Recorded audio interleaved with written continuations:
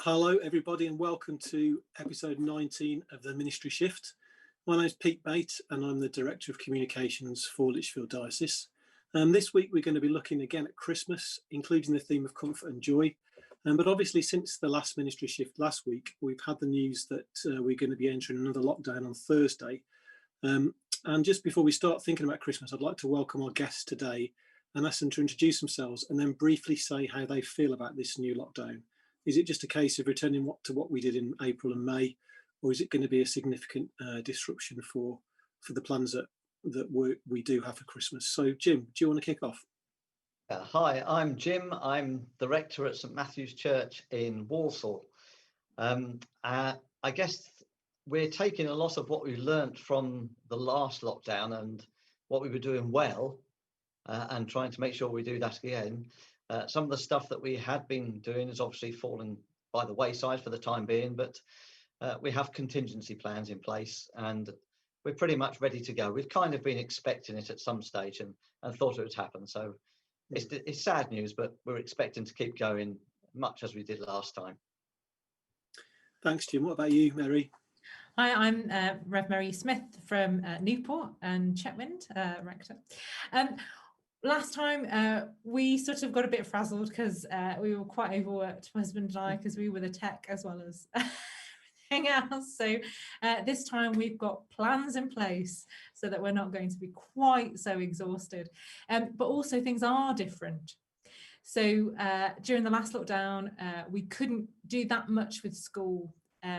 But when things loosened up, I was going into school in a chaplaincy capacity, and we're planning to do that this time too. Great. Alex? Hi, I'm Alex Wolvers. I work for the Board of Education, but I also help to run a Fresh Expression in Staffordshire Moorlands. Things have not, well, I don't think things will be that different from us at the moment because we haven't got a building. So we have no building to go back to. So for us, things will continue with Zoom and being on Zoom, but looking at ways that we can reach out to the community at this tough time, really. Great, thanks all. And Mary, maybe if we can come back to you. So sort of as we approach Christmas, although it still feels like some way off and even further away now, I guess, because of the lockdown, what do you think is your church's message to your local community this year as Christmas approaches? So I want to focus on the light of Christ, that in the dark times that the light of Christ is there. And so every opportunity I get, I'm going to encourage people to be focusing on the light, on the good things, because, we can, no matter how dark it is, see good things. And I think for our mental health, we need to be thinking about gratitude, what we're grateful for, what we're happy about, and focusing on those things rather than letting the darkness overwhelm us. Yeah, Jim, what about you in Walsall? What's your sort of focus for your community there this year? Well, we're very much falling in with the Church of England comfort and joy theme, although we're also adding hope as a big aspect of our message as well. And I guess the big message we're sharing with everybody is Christmas is not cancelled. It's just different this year. Yeah, that's right, isn't it? That even though we might not have the same sort of feelings that we have at this time of year about Christmas, the reality of Christmas is more needed than ever, isn't it? Alex, what about you? What's your sort of message in your local community this year for Christmas? For us, it's looking outwards, as the shepherds did, to look beyond ourselves and to see where the adventure lies beyond lockdown, and to see how we can reach out to our neighbours and our school community very much in different ways, but to take Christmas out, not just to keep it to ourselves, but to share the love of Christmas in any way that we can with our neighbourhood. Brilliant. And Alex, you mentioned schools there. Obviously, we know for sure, well, as sure as we can, about anything that schools are going to be staying open over the next few weeks. So they're one of the key sort of groups of people that churches can be looking to work with. Are there any other groups that any others of your churches are going to be looking to specifically work with over Christmas? For ourselves, we're looking to work with a residential home. It's just a small residential home with 5 ladies in it, and they really struggle to understand lockdown. They have quite severe learning difficulties, and so they struggle to understand the concept of what's happening. So we want to bring some love and joy and comfort into their lives this Christmas. So as well as working with the school, we're also working with them as well. Great. Mary, tell us a bit about the communities that you'll be hoping to engage with over the next couple of months. So I guess it will be the same as usual. So we normally have all the different schools in the parishes into both of the churches. They won't be coming in, probably. One of them's quite determined they will, but they probably won't be coming in. So how are we going to connect with them? So I think it's going to be, providing things digitally for them to use and to access, to give them a different face, to be talking, I think.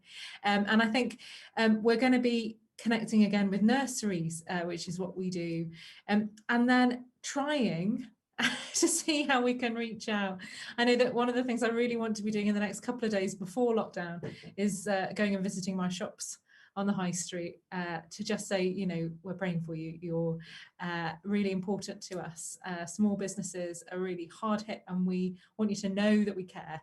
And again, hopefully when we open up at the beginning of December, we'll be going around again. So I think just wherever there's an opening, trying to get in there. Yeah. We're also very lucky in that Remembrance Day, we were going to be going live on local radio on Remembrance Day to share that message of remembrance and God's love. We're fortunate in that our local radio station want to meet us tomorrow to record the service so that it can go out on Sunday. And we're hoping that we're going to do something else nearer Christmas that again is going to go out on the local radio as well as live streamed from church. Great. Yeah.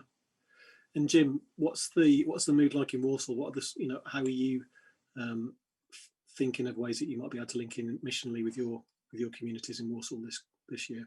Well, we have 3 church schools, so we'll be doing online services for them, I'm sure, as we have done throughout recent months, including an online harvest. We're exploring the possibility of a drive-in carols and cars service, although that does depend on whether we can get the radio license through in time and things like that. We're having an online crib service. We normally have, that's our big service of the year for the community. We're going to try and put that online and broadcast that, but in a different sort of way.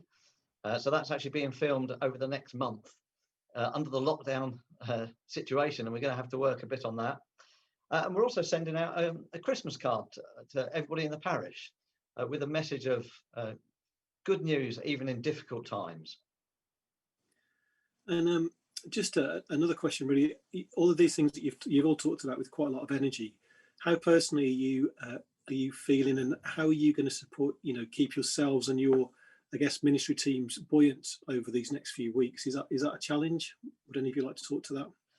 Yeah, I'll say something. It is a challenge. I'm very fortunate that part of my role is actually to be a permission giver and actually to let other people do the work, which I'm very, very happy to do. And I'll be in the background supporting and encouraging them. But I'm blessed with a very, very energetic group of people here at St Matthew's. So we're very fortunate like that. What about you, Mary? I know that you're much more of not a one-man band, but you've got very limited resources.